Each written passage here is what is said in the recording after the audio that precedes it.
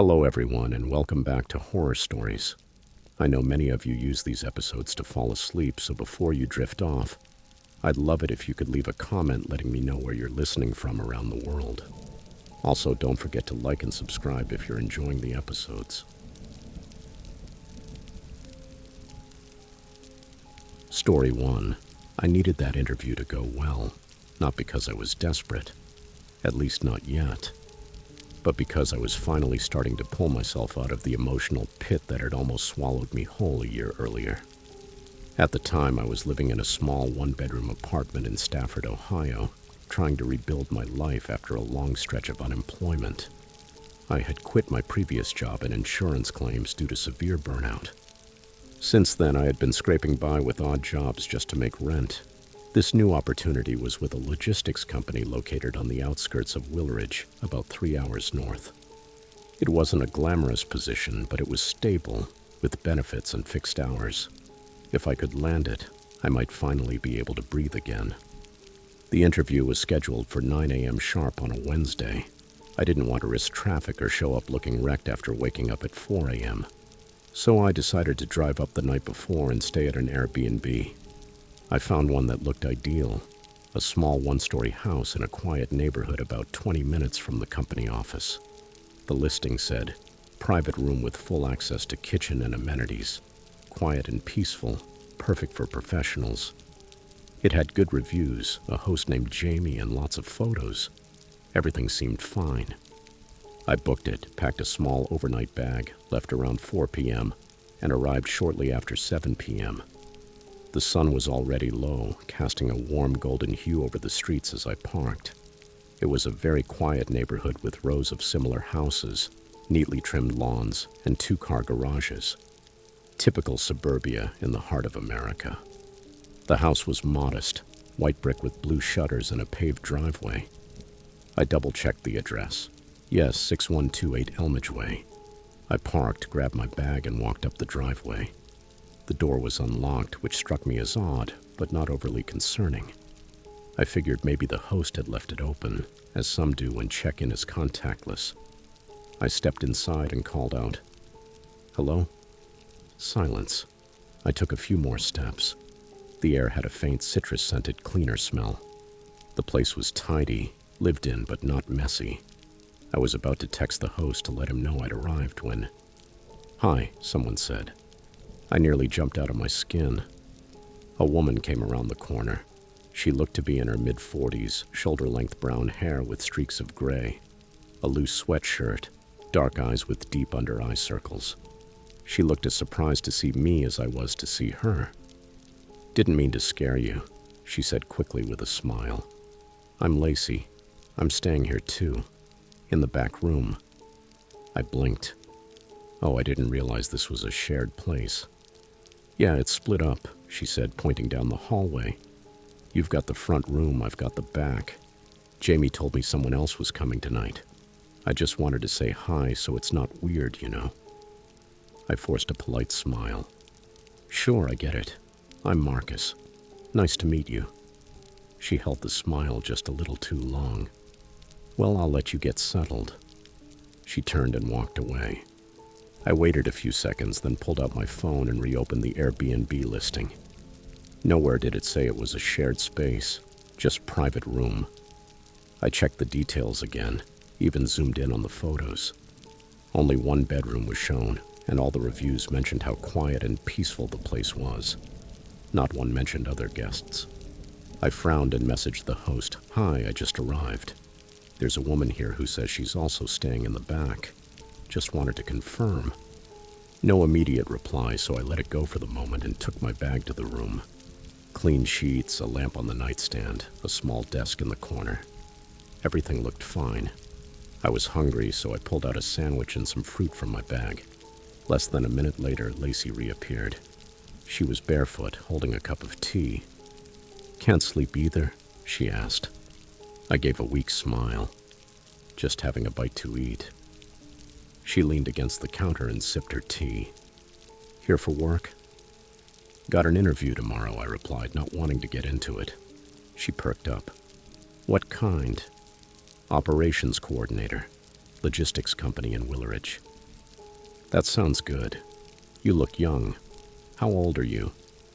24. She raised an eyebrow and smiled.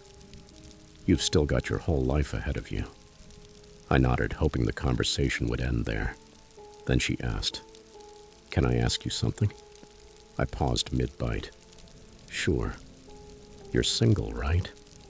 Her bluntness threw me off. Yeah, I guess." She smiled again, but this time it didn't reach her eyes. "That's rare these days. Most guys your age just want whatever, you know." "Yeah, I guess." She took a step closer. "My room's in the back, like I said. I've got a TV and wine if you want to come hang out and relax a bit. Help you unwind before the big day." I gave a forced chuckle, trying to keep things polite. "Thanks, but I'm really tired. Just going to eat and crash." Her smile froze, then slowly faded. "Oh, okay." She lingered for a few seconds, then turned and walked away without another word. I let out a long sigh and stared at my sandwich. I wasn't hungry anymore. That's when my phone buzzed. It was a message from Jamie, the host.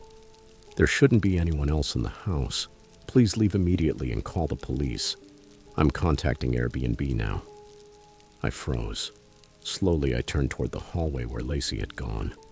From somewhere in the back of the house, I heard a creak. Then a door opened, and footsteps followed. Heavy. Rushed. I didn't wait to see who it was. I dropped my food, grabbed my bag off the table, and bolted. The front door flew open as I hit the steps and practically dove into my car. As I backed out, I saw someone, a man, round the corner of the house and run toward me. I didn't stop driving until I reached a gas station on the highway. I parked under a fluorescent light and finally let myself breathe. I called the police and then Airbnb again. The officer at the station took my statement and assured me a patrol would be sent to check the property. Jamie, the host, was just as shocked and apologized profusely. He told me the house had been empty for over a month, cleaned and locked, waiting for guests. No one should have had access.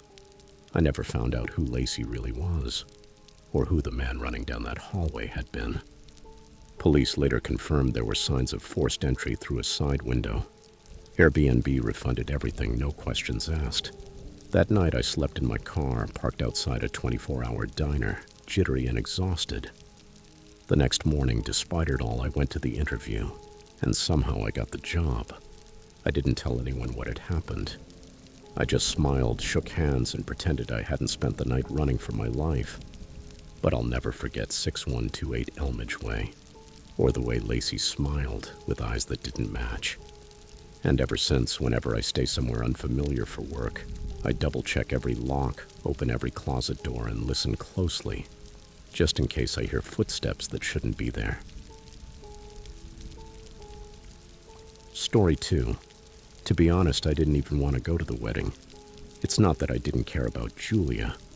She had always been a close friend from our college years. But after nearly 7 years without hearing from her, getting an unexpected wedding invitation to some tiny out-of-the-way town, it felt awkward. It was Dean, one of my best friends, also invited, who ended up convincing me. "Dude, it's a free weekend in the countryside," he said. "We take a road trip, rent a decent Airbnb, and get drunk on wedding wine." I eventually gave in. Part of me needed to disconnect. I had been working overtime for weeks at the firm, barely sleeping, and hadn't left Chicago in months. Getting away, even to the middle of nowhere, was starting to sound almost therapeutic. We left early on a Friday morning, driving across 3 states in Dean's silver Civic. We blasted music, debated whether Iowa or Nebraska had the most boring landscapes, and laughed more than I had in weeks. By the time we reached Oak Ridge, Montana, the sun was already setting. It was one of those towns that seemed stuck in time, like the 70s were still alive in its streets. A single restaurant, 1 gas station, a bar, and a few scattered homes surrounded by acres of open fields. Julia's family had lived there for generations.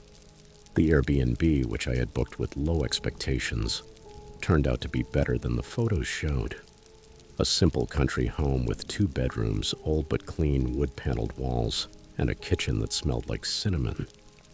The real surprise was how isolated it was from town. About 10 kilometers down a narrow dirt road, surrounded by tall grass, empty fields, and patches of forest. No neighbors, no streetlights, no sounds, just silence. Too much silence. Dean loved it from the moment we arrived. Bro, this is the kind of place where you could disappear and nobody would know. I laughed in that moment. I wish I hadn't. We unpacked, ordered pizza from the only place that delivered, and stayed up chatting until around midnight. Dean fell asleep the second his head hit the pillow. I, on the other hand, couldn't close my eyes. Something about that house unsettled me. It wasn't its age. I actually like old houses. It was how still everything felt. No cars in the distance, no city hum, no creaking pipes or ambient noise. Just absolute silence. And when you come from a loud city, that silence can feel like something is watching you. Still, I eventually fell asleep. The next day, Saturday, was the wedding.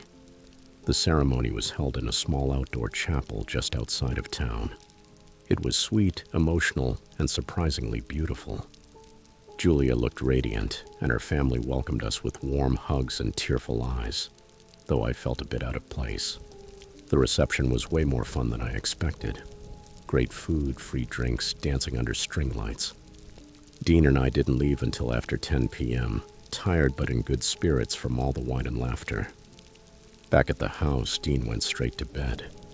I decided to stay up a little longer in the living room to clear my head. I turned on a lamp, sank into the old recliner, and started scrolling on my phone. That's when I heard it.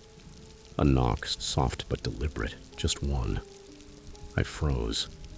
The phone still in my hand. It came from the front door. I sat up, my heart already racing. Who would come all the way out here at this hour? I walked toward the door slowly, peeked through the peephole. Nothing. Still, I cracked the door slightly and looked outside. Everything was dark, no movement in sight, no cars, no one walking away. The porch light barely lit up the front path, which remained empty. I stepped outside for a moment, looked around. Just trees, wind, and shadows. I shut the door again, locked it, and stood there, listening. Silence. Maybe the house creaked, or maybe it was an animal that bumped the door. I tried convincing myself it was nothing, but something about that single knock, so intentional, wouldn't let me rest. I went back to the living room and sat again, this time gripping my phone tightly and staring at the front window. Then I heard it again. Another knock, this time from the back. I stood up so fast the recliner snapped shut behind me. I ran to the kitchen and flipped on the back porch light. Nothing. The yard stretched out into a grassy slope that ended in a dark tree line. I stood there watching for 10 minutes. Not a single movement. I felt a pit in my stomach. That second knock had also been precise. But who would be out here? We hadn't told anyone we were staying at that house, and even locals wouldn't venture that deep into private land, especially at night. Eventually, I calmed myself enough to go to my room. I lay down, my heartbeat slowly returning to normal, trying to convince myself it had all been in my head. Silence returned, and finally I fell asleep. What woke me was another knock, this time on my bedroom door. I shot up immediately, chest tight. My eyes locked on the door. I was about to speak when I heard a familiar voice. "Jamie, are you awake?" It was Dean. I got up and opened the door. He was in the hallway, barefoot, pale, clearly shaken. "There's someone outside," he whispered.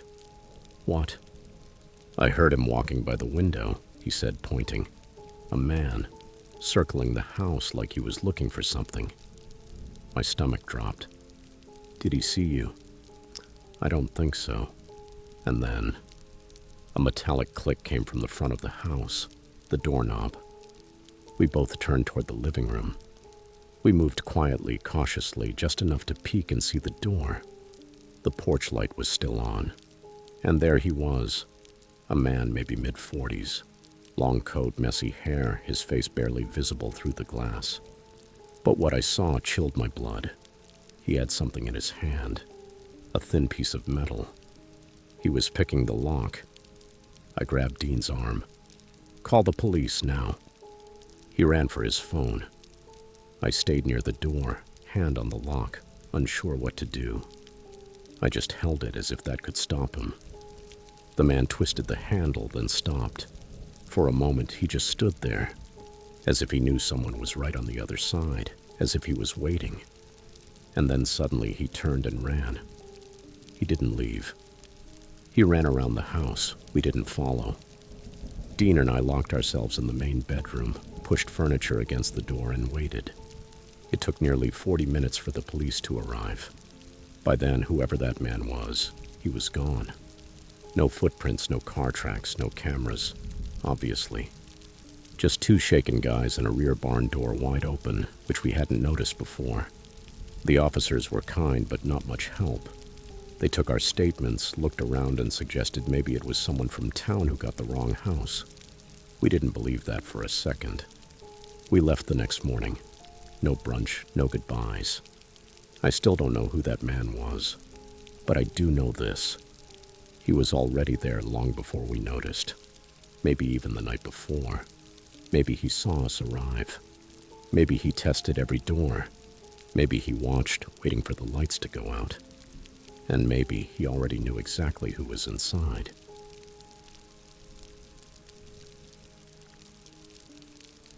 Story 3.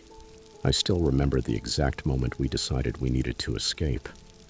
It was a Thursday afternoon, early October, and the sky over our Boston apartment had turned that deep bruised purple that always signaled the end of another cold gray day. I was sitting at the kitchen table, hunched over my laptop, trying to sort through a week's worth of unanswered emails. Across from me, Katie, my girlfriend of 3 years, stared blankly into her third glass of wine. The look of exhaustion on her face said more than anything she'd said all week. We were completely burned out. Work had consumed us. Katie was working double shifts as a cardiovascular nurse at Mass General, and I had just wrapped up a brutal delivery cycle at my software company. Our lives had become a dull mix of coffee, screens, and collapsing into bed at midnight. Even weekends felt like leftovers, unenthusiastic brunches, silent TV binges, and the occasional argument that always ended with a tired apology. It wasn't that we'd stopped loving each other. We were just exhausted. So when Katie broke the silence and muttered, "Let's get out of here. Let's disappear for a while," I didn't argue. I closed the laptop and nodded. That same night, wrapped in blankets and scrolling through options on her iPad, we found it. A small standalone cabin listed on Airbnb in a remote town in New Hampshire called Stoddard. The photos showed an A-frame cabin blanketed in snow, surrounded by pine trees facing a frozen lake. The host, a woman named Claire, had glowing reviews. Total peace, secluded, perfect for recharging, the comments said. It was affordable, far away, and looked exactly like what we needed. We booked 5 nights starting the following Monday. The confirmation came almost instantly. Katie smiled for the first time in days. There was a flicker in her eyes. Maybe hope. Claire wrote to us that same night. Her tone was warm and professional. She even offered to have firewood ready and the cabin preheated for our arrival. She mentioned that the code for the key lockbox on the porch would be sent the morning of check-in. Everything seemed easy, calm, even comforting. The next few days were a blur of packing, last-minute shopping, and daydreaming about still mornings by the lake. Katie even bought a film camera for the vibe, she said, laughing. I stocked up on maps and local trail guides. We hadn't taken a trip like this in years, and for the first time in a long time, I felt like we were in sync again. But signs started to appear, small, and in time they would take on a different meaning. The first red flag came Sunday night. While confirming the route, I noticed Claire still hadn't sent the promised code for the lockbox. I messaged her to ask. No reply. It was late, so I didn't think much of it. But by the next morning, we still hadn't heard back. Maybe she's just busy, Katie said, scanning the reviews. Everyone says she's amazing, one of the best hosts.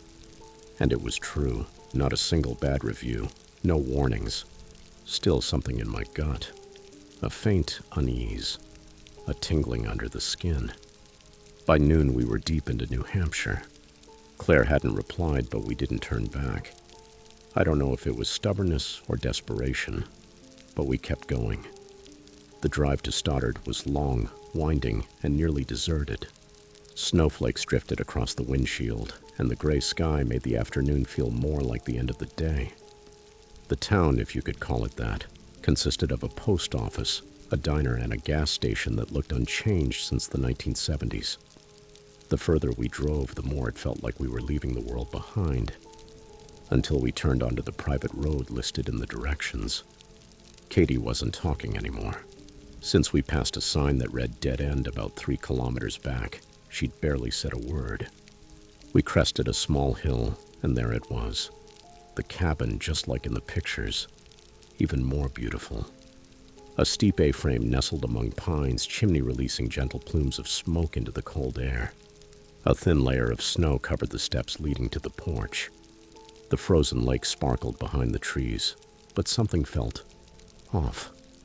A black SUV was parked to the side, half buried under snow, like it hadn't moved in days. Logs were stacked nearby, but the porch light was off. The windows dark, no footprints, no signs of life, and still no reply from Claire. Katie clutched the sleeves of her coat. Do we knock? We don't even know if anyone's here. We climbed the steps. The lockbox was next to the door. No code, no note. I tried calling the number listed on Claire's profile. It rang twice, then went straight to voicemail. Katie looked increasingly uneasy. Her breath was visible in the freezing air. I tried the doorknob. Unlocked. Inside, the air was icy. And the smell. We noticed it immediately. Old firewood smoke and something else. Something sour. Not exactly rotten, but definitely stale. Like a house shut tight for months. The interior was cozy but messy. Firewood by the blackened hearth, mismatched furniture, a dusty bookshelf full of worn paperbacks. The bed upstairs had a faded comforter, and one pillow looked like it had been tossed aside in a hurry. A half-full mug of something cold sat on the kitchen counter. Maybe she left unexpectedly, I said, though even I didn't believe it. Katie didn't respond. She was staring at wet marks on the floor, as if snow had melted. But the door had been closed. No one had entered. At least no one we had seen. That night I heard the knocks for the first time. Software like something tapping the walls from the inside. I sat up in bed, alert. One knock, then another. Then silence. I looked at Katie. She was already awake, staring at the ceiling. You heard it too? I whispered. She nodded slowly. Since 2. Every now and then, from different parts of the cabin. I tried to be logical. Old cabins make sounds. Wood creaks. Animals get into the walls, but this didn't sound like that. It sounded intentional. The next 2 days were a fog of paranoia. The knocks didn't stop. They moved from the ceiling to the floor to the walls, sometimes soft like fingers, other times like fists. The second night, Katie swore someone whispered her name. I told her she was dreaming, even though I heard it too. We tried to leave the morning of the 3rd day, and that's when we discovered it. The road was gone, not blocked, not snowed in, just gone. Where there had been a path, now there was dense forest, as if we'd never arrived. No signal, no GPS. My calls to Claire's number no longer even connected. Not even emergency services worked, just a dead tone, as if we were calling from another time. We stopped sleeping. We took turns keeping watch. Katie started carving tally marks on the wall with a pocket knife. According to her count, we were there for 7 days, but the sun never changed. It rose at the same gray angle every morning and set behind the lake at the exact same time. Then came the 6th night. The knocks became footsteps. Above us. In the attic we hadn't noticed. A square hatch near the kitchen. Neither of us wanted to open it. But we couldn't just wait. I pulled the table under it and climbed up. The hatch creaked open. Darkness, dust, freezing air pouring down on me.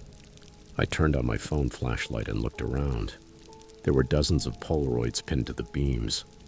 All showed the same cabin, same furniture, same layout, but different people, couples and families alone, all staring directly at the camera, some scared, others also just off, with smiles too wide, empty eyes. In one corner of the attic was a worn mattress and a camera on a tripod. Still pointing at the hatch, something moved behind me. I fell backward. Katie screamed. The hatch slammed shut. We didn't sleep after that. We sat by the fire, silent, barely breathing. At some point, maybe morning, maybe not, there was a knock at the front door. Just one, then silence. We opened it. The road was back, just as we remembered it. No snow on the car, as if it had never been there. We left without looking back. Claire never responded. The Airbnb listing vanished by the time we got home. We filed a police report. They told us there was no registered property at that address, that the land was part of a natural reserve. No structures, no utilities, nothing. Katie doesn't talk about it. The photos from her camera all came out blank. But sometimes when I can't sleep, I revisit that listing in my mind. The A-frame cabin, the lake, the snow, the silence. And I wonder if it's still out there, waiting for the next couple who needs to escape. Story 4. I never imagined a weekend getaway could leave such a deep scar in my memory. It was in November 2019, during a difficult time for my wife Eliza and me. Not in our relationship, but in life. I had been laid off from my marketing job 3 months earlier, and although she was still working full-time as a dental hygienist, the weight of the bills and the constant tension were starting to take a toll. We lived in a small one-bedroom apartment in a noisy part of Milwaukee, and with winter approaching, the walls were starting to feel like they were closing in. One night, Eliza came home from work with a tired smile and a suggestion that would change everything. We need to get out of here for a few days, just the two of us. No job hunting, no bills, just silence. At first, I hesitated. We didn't have much money, but when she showed me the listing on her phone, I couldn't say no.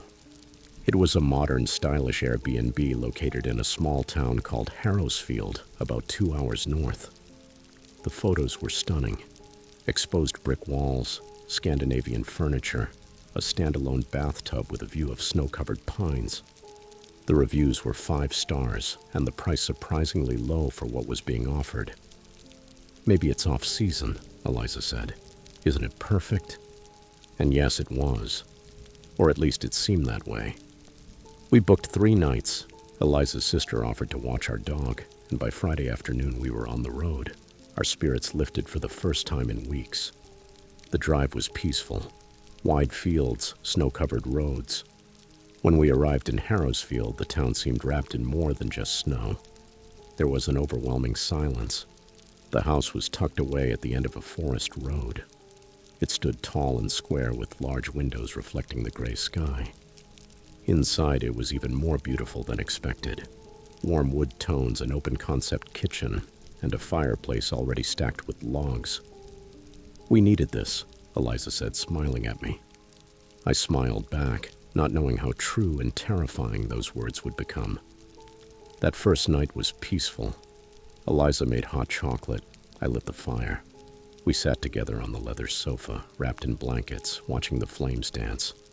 Outside, snow fell gently. No traffic. No sirens, no noisy neighbors. Just peace. We slept better that night than we had in a long time. The next morning, I woke up early, made coffee, and stepped out onto the back deck. The pine forest surrounded the house like sentinels. There was no sound except for the wind and the occasional creak of branches under snow. I almost didn't want to go back inside. When Eliza came down, she looked well rested. But when we entered the living room, she stopped.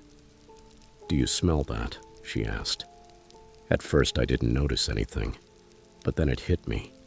A faint chemical smell, like antiseptic or the cleaners they use in hospitals. "Maybe the cleaning crew went overboard," I joked. "Probably just mopped right before we arrived." She shrugged and went to make breakfast, but by the afternoon the smell had grown stronger. It wasn't constant. It would fade for hours, then return, more concentrated, like it was coming from somewhere specific. Eliza opened windows, even though the cold air cut like blades. We checked the fridge, the trash, the drains. Everything was spotless. "This house is too clean," Eliza murmured, half laughing, like disturbingly clean. That night, while watching a movie in the living room, I noticed it again. The smell, stronger, more sterile. I turned the volume down. "Eliza, do you smell it again?" She nodded, frowning. "It's stronger." We followed the scent like bloodhounds through the house until we reached a small linen closet between the main bedroom and the bathroom. I opened it. Towels and bedding neatly stacked. Nothing seemed out of place, but the smell was strongest there. I moved the towels and touched the back wall. "It's hollow," I said softly. Eliza looked at me. "It's just a closet. Let me check something." I grabbed a flashlight from my backpack and looked more closely. Near the floor in a corner behind the bottom shelf, I saw something. Fine cracks in the wall, and a small metal latch partially painted over. "Eliza, is that a door?" We hesitated. The air felt heavier, like the house was holding its breath. "Want me to open it?" I asked. She swallowed hard. "Just see what's behind it, carefully." I scraped the paint off the latch and pulled gently. A click. The panel opened about an inch. A wave of chemical odor rushed out. My eyes stung. I pushed the door open fully. It was a crawl space. Narrow, dark. Unfinished wooden walls. Low ceiling. I shone the flashlight inside. Nothing. Just insulation, old paint cans, and something covered with a tarp in the back. "Eliza, there's something here." She stiffened behind me. "Don't go in." But I did. I crawled forward slowly. The floor creaked under my knees. When I reached the object, I lifted the tarp. And I wish I hadn't. Underneath were the remains of broken furniture, splintered wood, stained cushions, a lamp with no base, torn fabric, and something else. A small leather notebook swollen from moisture rested on top. I grabbed it and backed out quickly, coughing. Back in the living room, we opened it on the table. Many pages were ruined by water. Unreadable, but some still had writing. Shaky, disorganized ink. Dated entries. At the top, a name, Calvin R. Doyle, January 2018. We read in silence, January 14th. I can't sleep anymore. The smell won't go away. It's in the vents, the walls. I told the manager, but he just smiled, like he knew something. Said it was just a matter of getting used to it. January 17th. The worst part is the dreams. A woman crying. Always the same. She's in this house, screaming behind the walls, but no one hears her. I tried tearing up the floor. I'm sure there's something underneath. January 22nd. I can't stay here. The smell is stronger, like it wants me to remember something. I think someone died here. The final line was repeated again and again until the ink bled through the page. We looked at each other. Eliza was pale. "This wasn't in the listing," she whispered. "No, this is something they covered up." The next morning we packed our bags. I wanted to leave that night, but Eliza was too shaken, and the snowfall had worsened. We barely slept. Every sound seemed louder, distorted.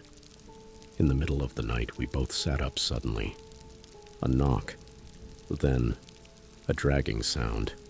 Something heavy sliding down the hallway. We didn't speak. We stayed dressed in bed, eyes wide open, waiting. Around 2 a.m. it happened again. A single knock. Then the slow sound of something dragging. We sat up at the same time. I reached for my flashlight, but it was dead. "Eliza," I whispered, "stay here." "No," she said firmly, gripping my arm. "We go together." The sound stopped. We stepped into the hallway. The air was frigid, heavier than before. Our breath hung in clouds. Using the dim light of my phone, I scanned the corridor, hoping to see nothing, praying. The closet door was wide open. We approached. The crawl space panel was shut again, tightly. I hadn't closed it. "Eliza," I said, eyes locked on it. "Let's go. Now." No argument. Within 10 minutes, we had everything in the car. Almost no words exchanged. As we drove away, I looked back once. The window. Dark. Empty. As if it were watching us. We didn't stop until we were near Milwaukee. At sunrise in a rest area, we sat in silence. Finally, Eliza asked, "Do you think that man from the journal? Do you think?" "I don't know," I said quietly, "but I don't think he ever got out." We reported everything to Airbnb, the hidden room, the smell, the journal. We included photos. A week later, someone from their safety team called us. They apologized, said the listing had been removed and the owner was under investigation for policy violations. That was the last we heard from them. Months went by. We tried to move on, but something stayed with us. Something heavy. Eliza started sleeping with a light on. I found myself checking closets without thinking. And one night, out of curiosity, I tried looking up the address again. Nothing came up. The listing was gone. No articles, no property records. As if the house had been erased from the internet. I wrote Airbnb again. They replied with a generic message. "Thank you for contacting us. This case has been closed and does not require follow-up." That was it. Even now, years later, I sometimes catch that smell. Chemical. Cold. It hits me randomly. In a hotel lobby, in a freshly cleaned stairwell. Sometimes, even at home. And what I remember isn't the sound or the cold, not even the journal. It's that feeling that someone is still there, trapped behind that panel, buried in that silence. And the worst part is thinking that right now someone else is probably there too, thinking they've found the perfect escape. Story 5. I never meant to spend the summer in a place like Morrow Creek. Originally, the plan was simple. Get away from the chaos of Boston, spend a few quiet weeks helping my younger cousin Ava settle into her new job as a teacher, and use the time to clear my mind after a difficult breakup. I had found the Airbnb listing one night, scrolling through options on my phone with tired eyes. It was a last-minute deal. Historic villa in the countryside, secluded Morrow Creek, perfect for writers, artists, and those seeking peace. The photos showed a majestic 2-story country house with white wooden walls, a wraparound porch, and ivy clinging to its columns. It radiated calm, an old-world charm, almost cinematic. I remember thinking it had a kind of quiet dignity. Ava thought it was perfect, and by the next afternoon we had booked the full month. Morrow Creek didn't appear on any major maps. You had to zoom in 3 times on Google Earth just to see its name. Tucked between dusty roads and miles of pine forest, in the most remote corner of North Carolina. The GPS signal dropped about 5 miles from the house, and we had to rely on the written directions the host had sent. When we arrived, the sun was already sinking behind the trees, casting long shadows over the cracked road. A chorus of cicadas greeted us as I stopped the car. The house looked even more imposing in person. The paint was more weathered than in the photos, and one of the porch railings leaned dangerously to one side, but it still held on to that air of old nobility. "I love it," Ava said as she stepped out of the car, shielding her eyes from the sun. "It's like something out of a Southern Gothic novel." I wasn't so sure, but I didn't say anything. We were tired from the trip, and the thought of a hot shower and a soft bed was more tempting than getting picky. The host, a woman named Deborah, had left the key in a rusted metal box next to the door. Inside, the house smelled faintly of cedar and something else. Something older, hard to place. The furniture was a strange mix of old and new. A broken grandfather clock stood in the hallway, while the living room had a clearly modern leather sofa. Every step made the wooden floors creak. Our rooms were upstairs. Mine faced the front garden, and Ava's looked out toward the woods. We unpacked in silence, exhausted, and by the time we settled down with a bottle of wine in the living room, the outside had already sunk into complete darkness. That night I slept better than I had in weeks. No dreams, no tossing, just emptiness. The next morning passed with a lazy calm, the kind that makes you feel like the world has forgotten you. Ava left around 9 a.m. to meet with the school principal in town. I stayed behind, planning to read and maybe explore the surroundings a bit.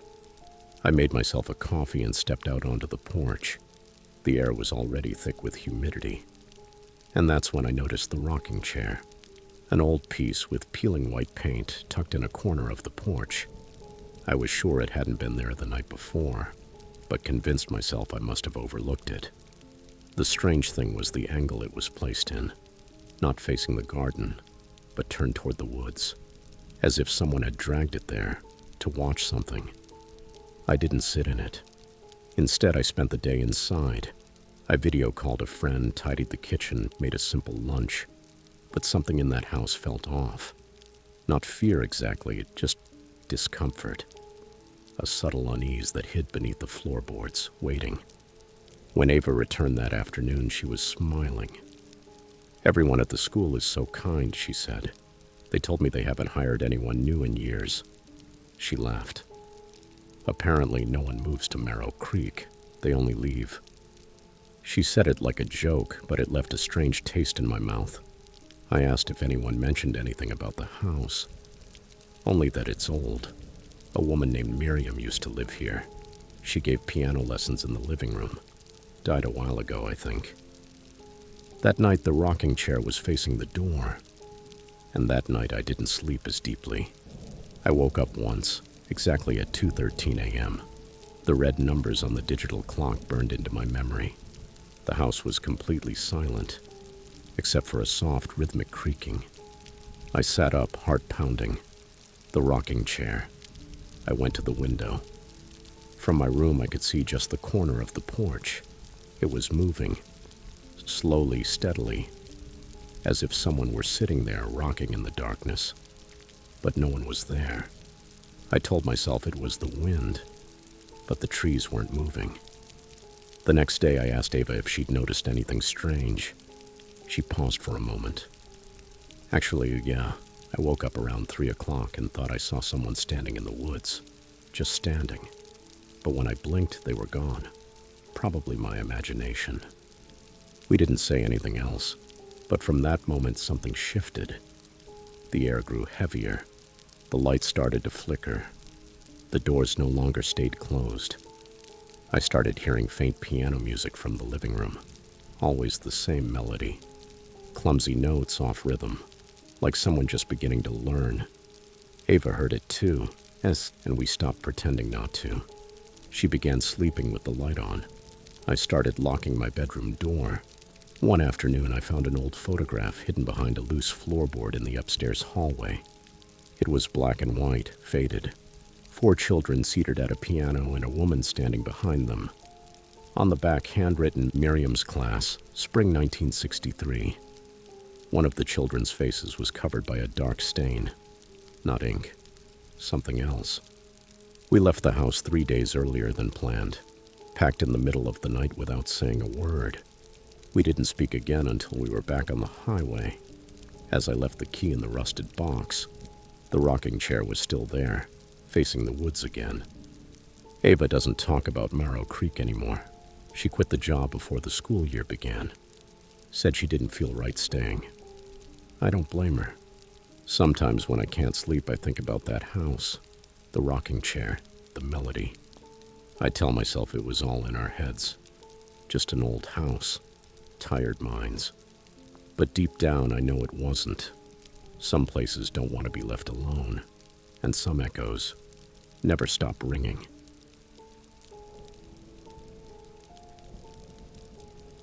Story 6. I never believed in omens. At least not until that weekend in Vermont.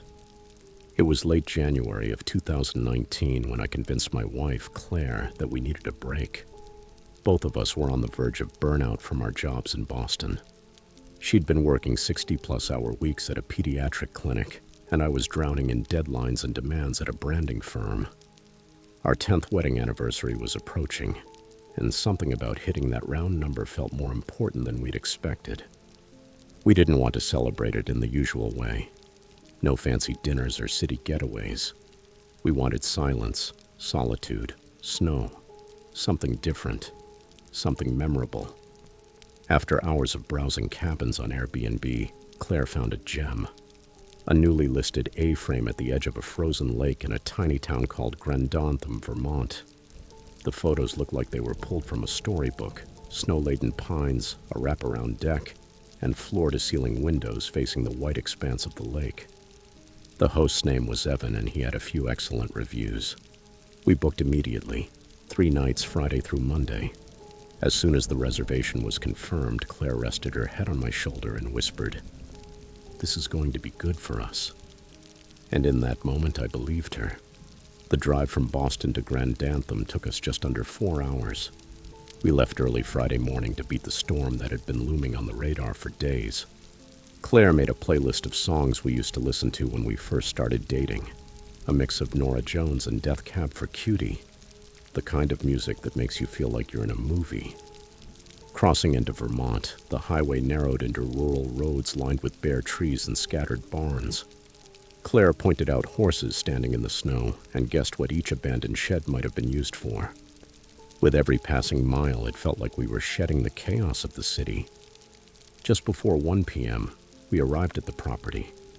The GPS led us down a winding dirt road through dense pine trees until it opened into a clearing.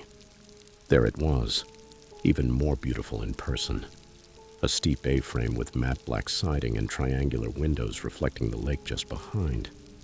Everything was covered in a layer of clean, untouched snow, like no one had stepped foot there in days. We parked in a gravel space at the base of the property and followed a cleared path to the door. When I opened it, the wood creaked, not in a creepy way, just enough to remind us that we were far from the world we'd left behind. The interior was warm and welcoming. The air smelled like cedar and something else, something herbal. Eucalyptus, maybe? Sage. Claire went straight to the fireplace, kneeling down to check the neatly stacked firewood. I walked into the kitchen and found a handwritten note next to a glass jar of hot cocoa mix. "Welcome, Daniel and Claire. I hope this weekend brings you peace and silence. The landline works in case of emergency. No cell service here, but that's the beauty of it. Let the mountains hold you. Evan." Claire read over my shoulder and laughed. "That sounds poetic, or a little culty." "I vote poetic," I said, wrapping an arm around her waist. "We deserve a weekend like this." She nodded, and for the first time in months I saw her truly relax. That first night was everything we'd hoped for. We cooked a simple pasta dinner with wine, played cards at the wooden table. Outside, the wind whistled through the trees and snow fell again, cloaking the windows like we were being wrapped inside another world. At one point, Claire rested her head on my lap and looked up at me with that soft, tired expression. "Do you ever wonder if we've changed too much?" she murmured. I brushed a strand of hair from her face. "Changed how?" "I don't know. Back when we first got married, we'd stay up all night talking about our dreams. Now we just talk about deadlines, deliverables, work." I paused. "Maybe that's why we came, to remember how it used to be." She closed her eyes with a small smile. "I want to remember it. I really do." "I do too," I replied. We slept in the loft, under thick quilts, on a king-sized bed that smelled faintly of lavender. The wind picked up during the night, and the lake groaned beneath the ice. It was a strange sound, like the earth sighing in its sleep. But it didn't bother us. It was part of the cabin's charm. The next morning, Claire woke up before me and made coffee. I found her wrapped in a blanket on the deck, holding a chipped white mug staring out at the lake. "It's completely frozen," she said. I checked the ice. It's like 3 inches thick. "You thinking of crossing it?" I asked, a little uneasy. She shrugged. "Maybe, just to say I did." I smiled, though the idea gave me a weird chill. There was something about that lake. Too still, too vast. After breakfast, we drove into town. Grand Anthem was small, maybe 1,000 people. One main street with antique stores and a general shop. We stopped at a bakery called Maple and Birch, ordered 2 maple lattes and a fresh cinnamon roll. The owner, a woman in her 60s with long gray braids and an accent I couldn't quite place, greeted us warmly. "You two staying up near Silver Hollow?" she asked as we paid. Claire nodded. "A cabin on the lake. We rented it through Airbnb." The woman smiled, but her expression flickered for a second, like she wanted to say something else, but didn't. "It's a beautiful property," she said eventually. "Just keep your firewood dry. The weather's turning bad tonight." We thanked her and left. In the car, Claire looked at me. "Did you see that? The way she said it?" "Yeah," I admitted. It was strange, like she thought we were crazy for staying there. "Maybe she just knows the storm's going to be strong," I offered. By late afternoon, the snow was falling hard. We stayed inside, watched a movie on Claire's laptop, and cooked a big dinner. Around 8 p.m., the lights flickered once, but came back immediately.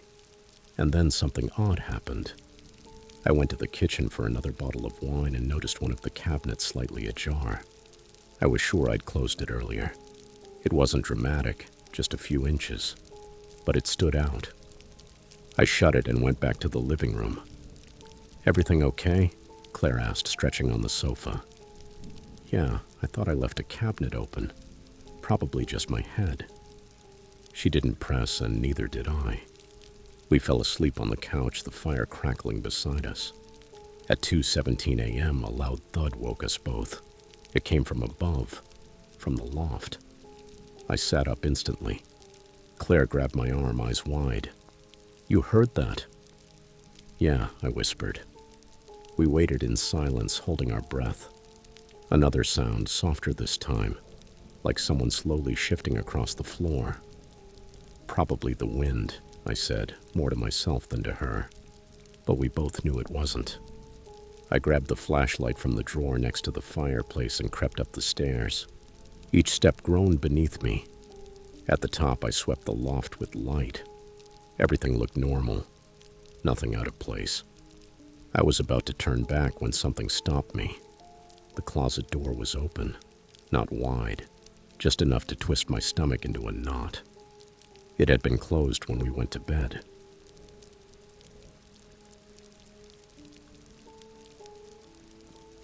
Story 7.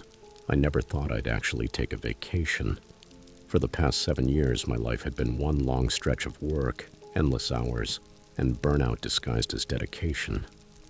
I ran a small but thriving digital consultancy firm based out of Chicago, and while the business was growing, I was quietly falling apart inside. My therapist had been warning me for months. "Aiden, you're burning the candle at both ends. This isn't just exhaustion, you're unraveling." My wife, Maya, had been even more blunt. "Either you take a break, or I'm packing my bags and going without you." And she wasn't bluffing. Maya had stood by me through the madness, but even her patience had limits. Pressed by the 2 most important women in my life, I finally gave in. I cleared my schedule, turned on my out-of-office reply, and for the first time in years, we were going to do absolutely nothing. We didn't want a resort or a crowded tourist town. We wanted space, silence, privacy.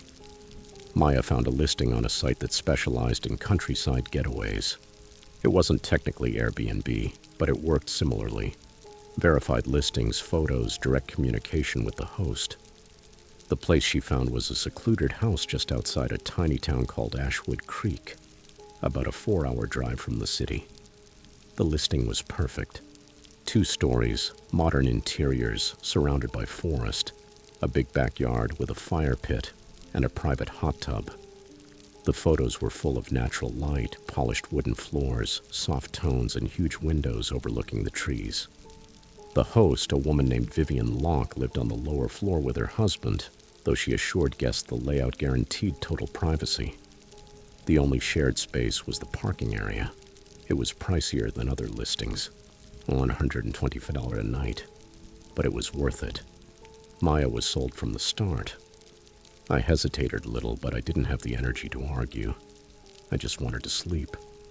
We booked 5 nights. The drive to Ashwood Creek was peaceful. Long stretches of flat highway slowly gave way to winding rural roads. City noise faded behind us. Maya drove while I drifted in and out of a half-sleep, the kind where the body shuts down, but the mind keeps spinning. The town was tiny. A grocery store, a cafe, a gas station. It felt like stepping into a different era. We stopped for a few supplies and followed Vivian's directions down a gravel path that led deep into the woods. And there it was. The house was beautiful. Tucked among pines and maples, slightly elevated, with soft gray siding and windows catching the glow of sunset. It looked exactly like the photos, maybe even better. Vivian greeted us at the door. She looked to be in her 50s, maybe older. Wore a long cardigan despite the mild weather. Her smile was polite but stiff, and her voice was soft in a way that didn't match her eyes. Sharp, intense. Her husband, Elias, said little. He nodded, shook my hand, and disappeared around the side of the house. Vivian led us upstairs for a quick tour. Everything was spotless. Clean sheets, a fully stocked kitchen, and a welcome basket with the snacks on the counter. "We're just downstairs if you need anything," she said as we unpacked. "But we tend to keep to ourselves." "That's exactly what we're looking for," Maya replied with a smile. Vivian nodded slowly, holding her gaze a second too long before turning to the stairs. "Oh, and one more thing," she added before descending. "Sound travels through the trees at night. If you hear strange noises, don't worry. It's just the wildlife. Always is." And she left. That first night was a calm I didn't know I needed. Maya lit some candles while I unpacked. The sunset bathed the forest in amber, and for a moment, I forgot about missed calls, demanding clients and spreadsheets that haunted my sleep. Dinner was simple: grilled cheese sandwiches, tomato soup, and red wine, but it felt like a celebration. We ate on the back patio, surrounded by the hum of the woods and the song of cicadas at dusk. No traffic, no notifications, just the two of us. Later, Maya curled up on the sofa with a book while I wandered the house, soaking in the unfamiliar quiet. The place had a special warmth, lived in but cared for. The decor was minimalist: framed landscape prints, soft rugs, tall shelves filled with travel mementos and local history. One book caught my eye, The Forgotten Forests of Ashwood Creek. It was thin, more like a pamphlet.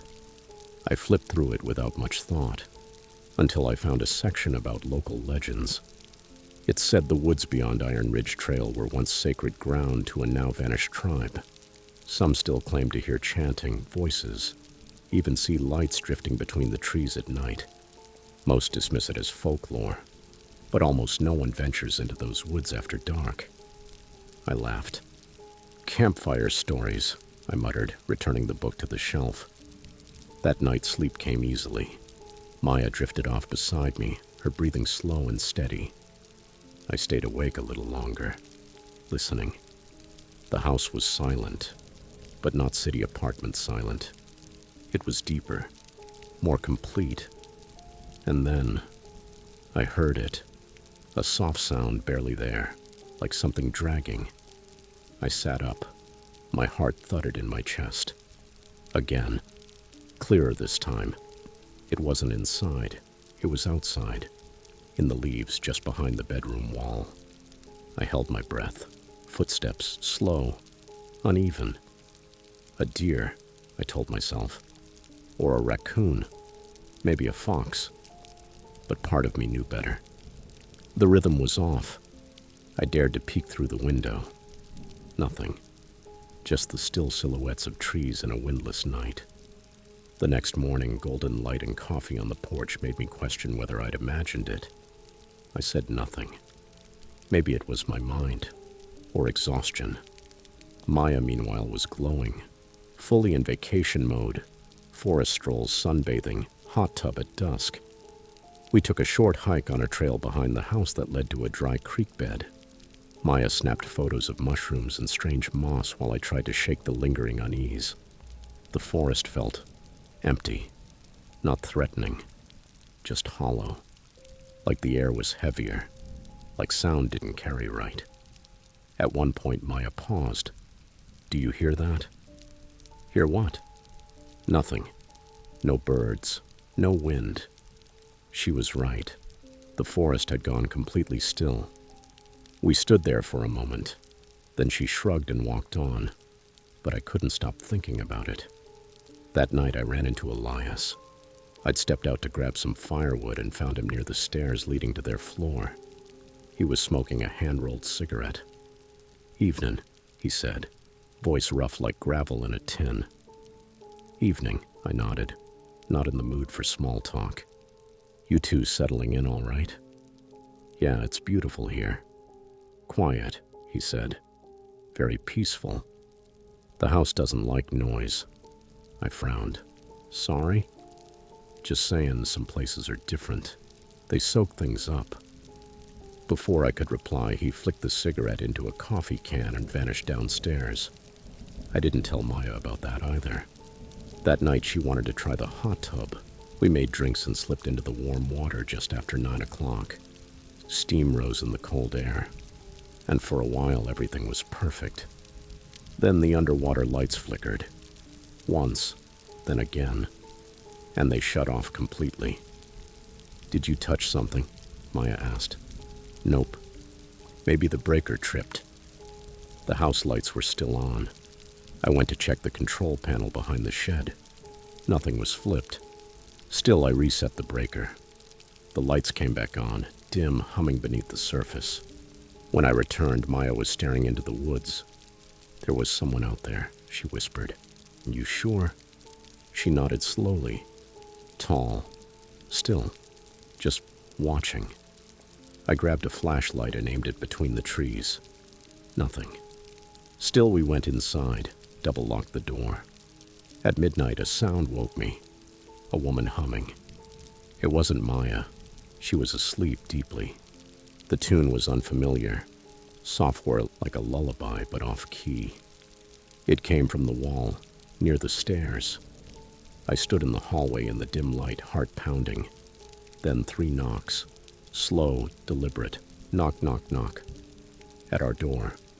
I stepped forward. My voice barely came out. "Vivian?" Silence. I opened the door. Nothing. But I heard footsteps descending the stairs. And in the distant dark, just before the sound faded, I could have sworn someone whispered my name.